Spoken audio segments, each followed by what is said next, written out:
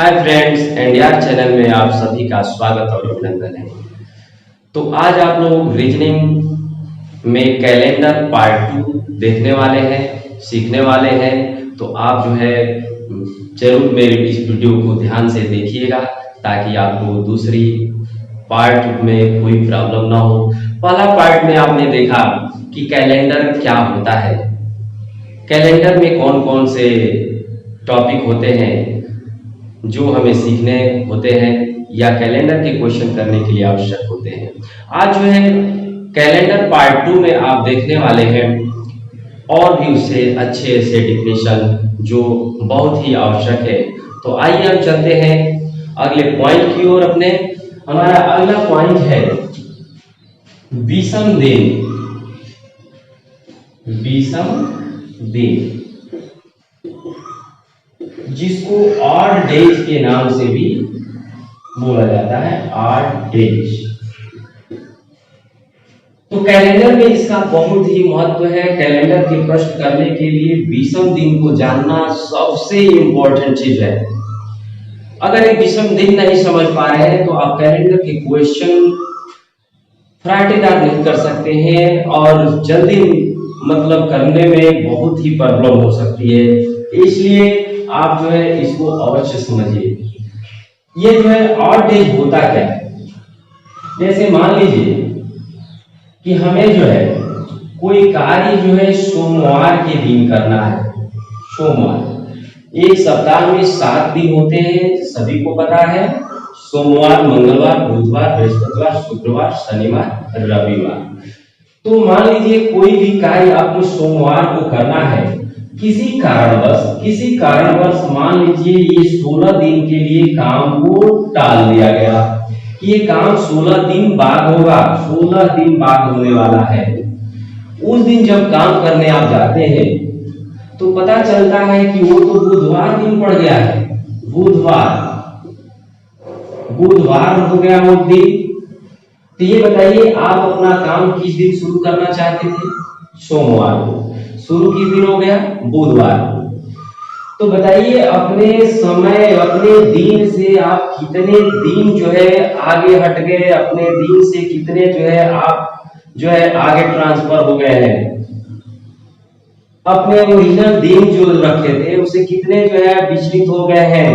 तो इस तरह से आप देख रहे हैं कि 2 दिन, सोमवार, मंगलवार, बुधवार, यानी कि आपके दिन जो भी रखा गया था वो 2 दिन आगे बढ़ चुका है।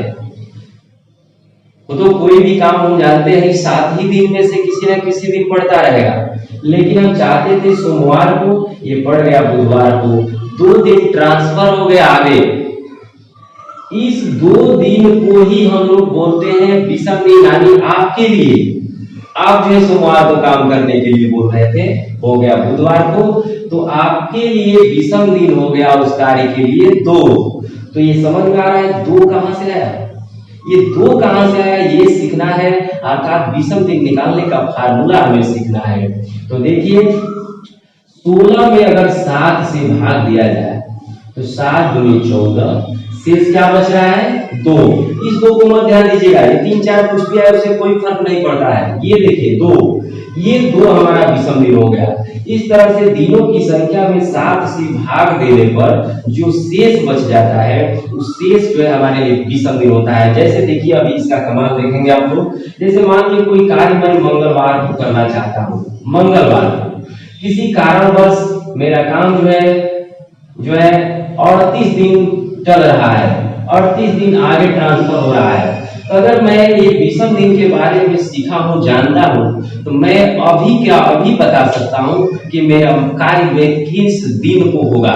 कैसे? देखिए इस 38 में क्या करेंगे, हम 7 से भाग देंगे, 7 5 35, शेष क्या बच गया? 3। ये 3 हमारे लिए क्या हो गया?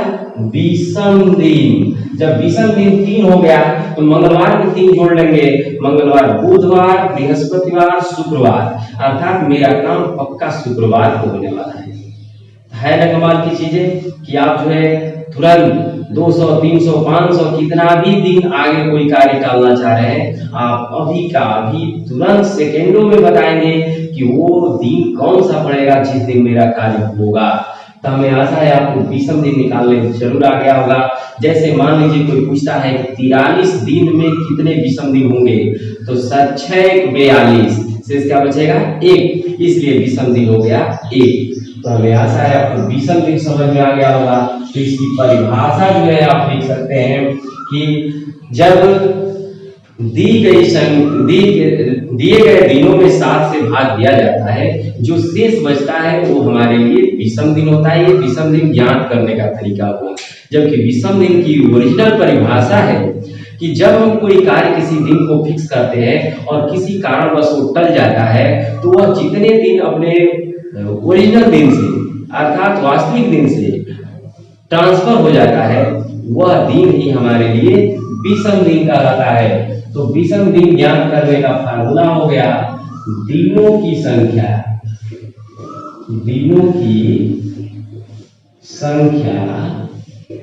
बटा 7, दिनों की संख्या बटा 7। ऐसे लिखिए यहाँ पे दिनों की संख्या बटा 7 बराबर शेष जो आता है वो आपके लिए विषम दिन हो जाता है। तो मैं कुछ विषम दिन आपको याद करवाने का प्रयास कर रहा हूं ताकि क्वेश्चन जो है बहुत फास्ट ढंग से आप कर सके। जैसे यहाँ पर मैं लिख दे रहा हूं अवधि यानी टाइम पीरियड, और यहाँ पर लिख दे रहा हूं मैं विषम दिन। तो देखिए यहाँ पर कैसे आप जो है कुछ आवश्यक ये विषम दिन याद करने वाले हैं। जैसे मान लीजिए लीप शताब्दी है, लीप शताब्दी का मतलब हुआ कि अगर मान लीजिए कोई कार्य 400 वर्षों के लिए टाल दिया गया, तो बताइए 422 में कितने दिन होते हैं ये ज्ञात करना बहुत ही कठिन होगा आपके लिए कंपटीशन में। तो 400 वर्ष में कितने दिन होते हैं, उसमें 7 से भाग देंगे, शेष बचेगा, तब जाकर आप बता पाएंगे कि कितने विषम दिन इसमें होते हैं। तो हम इसे याद करवा रहा हूं आप लोगों को, ये हम लोग करके देखे हैं कि लीप शताब्दी में विषम दिन सदैव 0 होता है। अर्थात 422 को जब 7 से भाग दे करके और शेष देखा गया जाता है तो हमेशा 0 आता है। अर्थात कोई कार्य 400 वर्षों के लिए टाला जाएगा तो फिर उसी दिन स्टार्ट होगा जिस दिन आप सोचे थे। तो इस तरह लीप शताब्दी में विषम दिन 0। जैसे कोई कहा कि 400 वर्ष में विषम दिन 0, 800 वर्ष में विषम दिन 0, अर्थात लीप शताब्दी में विषम दिन 0 होता है, आपको याद कर लेना है। उसके बाद दूसरा है आपका शताब्दी यानी सेंचुरी में विषम दिन 5 होते हैं। अर्थात 100 वर्ष को जब दिनों में बदल करके आप 7 से भाग देंगे तो 5 जरूर शेष बचेगा, इसलिए आप याद कर लीजिए शताब्दी में विषम दिन 5। मात्र ये 2 पॉइंट आपको याद करने को मैं कह रहा हूं, आगे का पॉइंट बस लिखवा रहा हूं मैं, लेकिन आपको उसमें दबाव नहीं दिया जा रहा है कि याद कीजिए, आप खुद निकाल सकते हैं सेकंडों में, लेकिन ये 2 पॉइंट आप निकाल नहीं सकते हैं जल्दी, इसलिए याद जरूर कीजिएगा। हमारा तीसरा ये पॉइंट है इसमें कि जैसे लीप वर्ष, तो लीप वर्ष में विषम दिन कितने होते हैं, तो लीप वर्ष 366 दिन का होता है, इसमें 7 से भाग देंगे तो शेष यहाँ 2 बचेगा। आप ये देख सकते हैं, कर सकते हैं, इसलिए इसमें विषम दिन 2 याद कर लीजिए तो और बेहतर होगा। दूसरा है साधारण वर्ष में जो है आपका विषम दिन 1 होता है, क्योंकि 365 दिन होता है, इसमें 7 से भाग देंगे तो 1 शेष आ जाएगा, आप देख सकते हैं। और इसके बाद है आपका 28 दिन का माह। 28 दिन का माह जो होता है उसमें विषम दिन आप देख सकते हैं 0, क्योंकि 27 शेष 0 बच गया, आप देख सकते हैं। 29 दिन का अगर माह है 27 1 बच जाएगा। 30 दिन का माह है तो आप देख सकते हैं 2 शेष बचेगा। 31 दिन का माह है तो आप देख सकते हैं कि 3 शेष बचेगा। इस तरह से आप जो है 30 दिन वाले महीने में विषम दिन 2 बताएंगे, 31 दिन वाले में 3 बताएंगे, अर्थात 30 है तो 2, 31 है तो 3 और 29 है तो 1, 28 है तो 0। लीप वर्ष में विषम दिन 2, साधारण वर्ष में 1। ये 2 बहुत इंपॉर्टेंट है कि लीप शताब्दी में विषम दिन कितने होते हैं 0, शताब्दी में 5। बाकी सब आप खुद सेल्फ जो है इसको निकाल सकते हैं, ज्ञात कर सकते हैं। तो आज जो है आप विषम दिन निकालना सीखिए कि विषम दिन कैसे ज्ञात किए जाते हैं। मेरा मेन उद्देश्य आज का यही था कि 8 डेज के बारे में आप लोग जाने। तो ये वीडियो पार्ट 2 में कैलेंडर का ये वीडियो पार्ट 2 है, इसमें आपने सीखा विषम दिन और डेज। हमें आशा है आपको जरूर समझ में आया होगा।